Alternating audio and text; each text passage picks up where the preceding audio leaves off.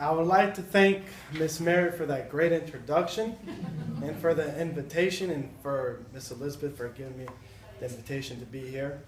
It is such an honor to be among an amazing group of people. Mark Victor Haynes once said, "Don't wait until everything is just right. It will never be perfect. There will always be challenges, obstacles, less than perfect conditions. So what? Get started now. With each step you take, you will grow stronger and stronger, and more skilled, and more self-confident, and more successful. And this is the motto I have lived by for my entire life." I was born on November 10th, 1991.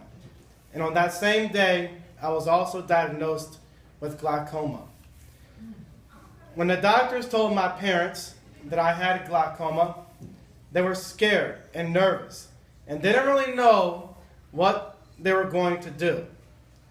However, from the beginning, they have been supportive parents, providing me with everything that I would need in order to be self-reliant. Since the age of 4 months old, I have went through over 65 surgeries in order to save my remaining vision and to also correct my eye pressure. Although I had so many surgeries, I still had to learn to use Braille, basic cane travel skills to get by. I had not faced any challenges until I went to Riverdale Middle School, when I found out that my mainstream history teacher was giving me grades just to get by. This did not please me in the slightest. Never have I wanted my teachers to favor me over other students or to hand me grades I did not earn. I wanted to adapt to the world, not for the world to adapt to me. At this point, my parents and I felt that it would be best for me to attend the Louisiana School for the Visually Impaired. This would be the first time I would be away from my parents. I was nervous at first, but optimistic at the same time. Everything seemed to have been working out until 2008, when the cornea transplant I had back in 2004 started to reject. At this point, I really had no adequate blindness skills. While I knew Braille, used a cane, I relied on the vision. I had to visually accomplish other tasks. So that in itself was a frightening thought. I was scared of becoming blind. One day, while I was in class, one of my classmates named Krista Amon told me, "What is wrong with being blind?" I couldn't answer that because, to be honest, there isn't nothing wrong with it. My entire 10th grade year was filled with depression and anxiousness, but I was determined to get through it with hope. So I started to research organizations that would be beneficial to me. While conducting my research, I started to consider the possibility of having a guide dog. I applied for the Seeing Eye Seminar for Youth. It was one of the most amazing things I had ever experienced. I had gained so much insight and realized that having a guide dog would only enhance my level of independence. After I returned from New Jersey at the beginning of June, I had to prepare for my surgery. All I could do is hope for the best. I felt that if I walked out of the surgery with some vision, fine. But if I walked out and I didn't have any vision, then I would face the challenges when they came my way. In the end, I maintained some sight, but lost a portion of it in the process. Each time you have a cornea transplant, the chances of regaining your sight become slimmer and slimmer. But in my case, I was and always have been prepared to live a life full of fulfillment despite those chances. During my junior year of high school, I applied for the STEP program at the Louisiana Center for the Blind. Within this 6-week program, the participants learned how to travel, use the computer, cook, and do Braille skills. I had some experience with such skills through O&M at LSVI and computer training from the Lighthouse for the Blind. However, the STEP program allowed me to sharpen the skills I already had and helped me gain new ones. Was I prepared to attend this intensive program? No, but I was willing to go through it. For the remainder of the school year, I wanted to master basic street layouts. The only thing that hindered this process was the fact that the new LSVI campus was so far away from downtown, where I would typically work on these skills during O&M. Regardless of the matter, I worked hard as I could so I could get it down. That summer, my mom and I traveled the 5-hour drive to Ruston, Louisiana. It did not hit me until we got there that I would be away from her for most of the summer. It was a scary thought, and it hurt me a little. But I knew that this program was something I had to get through in order not to always rely on others. I remember wearing that blindfold the first Monday, and at that point, it all really sunk in. This was not going to be a walk in the park. I was going to have to push myself through it to make it. The first week was the most challenging, but it progressively got easier. I began to learn the layout of the streets, and I started to trust myself more. For 8 hours of the day, I was blindfolded. But I soon learned not to rely on what little vision I had. So it aided me in the success that I had in my classes. At the end of June, we traveled to Dallas for the NFB National Convention. For the first time, over 2,000 blind individuals surrounded me. It was amazing. Each and every person walked with such confidence, the kind of confidence I too wanted to have one day. The second half of the program consisted of me working at a job. I had the opportunity to work at a store that made deer feeders. That was also a great learning experience. I can definitely say that the STEP program gave me a ton to grow on, and I am so thankful for the opportunity to have had to be a part of it. Because of the program, I was able to go through my senior year of high school with more independence than I had the year before. Not only that, but I was able to take what skills I had gained with me when I attended Georgia State Convention, as well as when I visited Washington, D.C. to meet our congressional leaders. When I was in D.C., I was able to make my voice heard when discussing bills that needed to be passed. Along with that, I met Senator Mary Landrieu, which was something big for me. That same year, I was elected as student government president and served on the Baton Rouge Mayor's Youth Advisory Council. In the fall of 2011, I attended the 9-month adult program at the Louisiana Center for the Blind. I wanted to improve on my independent skills as much as I could before I started college. I never wanted to be the blind person who just sat at home all day doing nothing with his life. I was blindfolded during this adult program and took similar classes as I did at the STEP program. The only difference was that I took woodshop. Woodshop was my most challenging class. Trust me, it was. You know, playing around with the router. That router, man, I'm telling you. I remember in that class, the instructor was like, we had a click ruler, and he was like, all right, add 3/4. And I used to tell him the answer, that no, try again.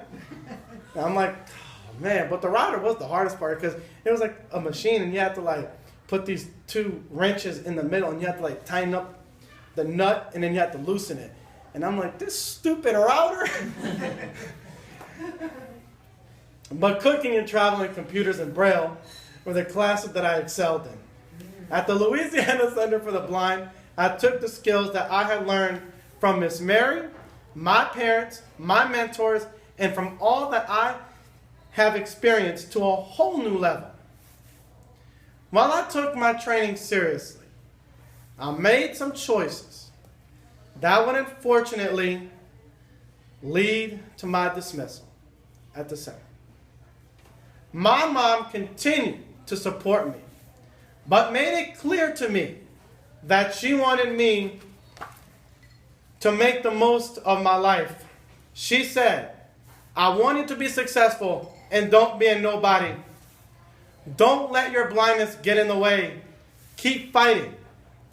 I moved to Baton Rouge in the fall of 2012, and this is where everything got real serious and reality really hit me. Believe me, it did. I was living on my own, and I was responsible for myself. No parents, no one to tell me right from wrong. I remember when I first moved here, I had to learn all of the streets and get adjusted to a whole new environment. I had to deal with the general public's negative attitudes about blindness and the lack of knowledge they had on that subject. I remember my first day of college. I was walking from my apartment to BRCC. When I made a wrong turn, I made the wrong turn on government. Instead of going right, I went left. But I didn't know. I walked into an office and I asked for directions like I was taught. Because that's what they teach at the center, that you have to ask for directions. You know, if you're lost, you always say like, hey, you know, I'm trying to get here. How do you get here? And so that's what I did. I guess the guy that I asked seemed to be scared and maybe amazed that a blind person had walked into his office alone. Trust me, I think that's what it was. He offered me a ride at first. I refused. That's what I always do. If I don't know you, I don't get in the car. But I had to get to school, so I didn't want to be late, so I agreed. You know. The next day, the school's disabilities officers called my mom because the man who had given me a ride called the school and was afraid. My mom was thankful for their concern, but also assured them that I had been properly trained to travel by myself. I did walk 2 miles a day from my apartment on College Drive to BRCC. Was it hard at times? Yes, but it had to be done. I had to explore my area and at the same time show others that blind people are no different from the rest of the world. My blindness is just a characteristic of who I am. The Office of Disability Services did not agree with that. They really didn't. They really wanted me to take cats on demand. And I just was not buying that. And I brought Mr. Tully in there, and I was like, you need to come talk to these people because they just didn't see it fit. They were scared. And I'm like, look, I'm in college. You're not supposed to be afraid. This is not high school. I've been through this, program. I know what I'm doing. If it's some danger that I'm going to get into, I can, face that. You don't have to be worried. I know foster's dangerous. I know college is dangerous, but I have to, learn it. They couldn't be the judge of that. I was beginning to adjust to life in Baton Rouge pretty well. However, I came to realize that I could possess all the skills in the world, but that will never stop me from encountering unfortunate life events. Even though this is true, having a dog versus a cane makes all the difference in how such events play out. With a cane, one has to make choices when encountering certain obstacles. Along with that, as a blind person, I had to rely greatly on my hearing. When crossing the street. One day, while I was at the corner of College and Foster, I was crossing the street, and I didn't hear anything. It was quiet, so I crossed, and I guess the car didn't see me until the last minute, and he slammed on his brakes, which produced a burning tire smell. And I thought for sure that I was going to get hit, because he didn't see me until like last second. I was like, oh my gosh. And at that point, I felt my life flash before my very eyes. That was when I knew that it was time to get a guide dog. I was tired of dealing with unpredictable obstacles, so I applied to Guide Dogs for the Blind. I was accepted and went to training from November 24th until December 7th, 2013. I was blessed to be matched up with a beautiful black Labrador retriever named Margerey. Since that day, she has been an amazing guide dog and an even better companion. When I first received her, it was like an immediate connection. I had to put my full trust in her. That was the hard part. She knew what to do, and I had to learn all the basic commands to be a good handler. She can see what I can't. And if I am en route and I don't have to worry or fret about hitting something or getting hit by a car. If she sees a car,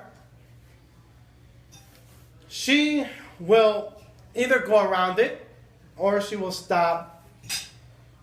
Or if the car is really trying to hit us, she will back us up.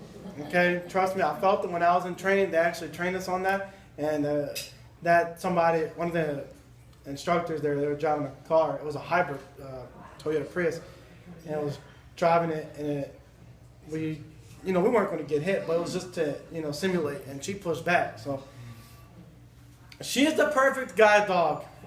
She is playful, yes, but on the job, she aims to please. In airports, she gets me around all of the people, which is a very big help for me. She has changed my life for the better. Facing the same obstacles with Margerey has made it such a difference. I am proud of who I have become over the years. I know that improvements can always be made. On April 1st, I will be returning to the Louisiana Center for the Blind to finish up my month and a half. I plan to go to Austin in the fall to major in culinary arts. We all have dreams, but it is up to us to make them come true. We all have faced challenges, but it's up to us to overcome them and fight through them. A person with a disability should get the training and skills and let independence be an outstanding characteristic of who they are. it is important to set your sight on success and do what you must do to reach your goals. I would like to thank my parents, Evangelia Quinyeras, and my dad, Gus Quinyeras, for believing in me. They always stood by my side and encouraged me to do the best I could. I would like to thank the Lighthouse for the Blind for providing me with my first real look at computer training. I would also like to thank Miss Mary for always believing in me and pushing me to excel in travel. I would like to thank Mr. Tully for giving me my first O&M lessons at LSVI. Lastly, I would like to thank all of my friends who have supported me throughout this journey. We all have a purpose in this world, but it is up to us to go after it. Dream hard and work even harder. With that, success will follow. We must be prepared for the challenges that the world throws our way. Lastly, I would like to leave you with this. Never allow the world to adapt to your adversities, but instead adapt to the world, showing them exactly what you are made of. Thank you.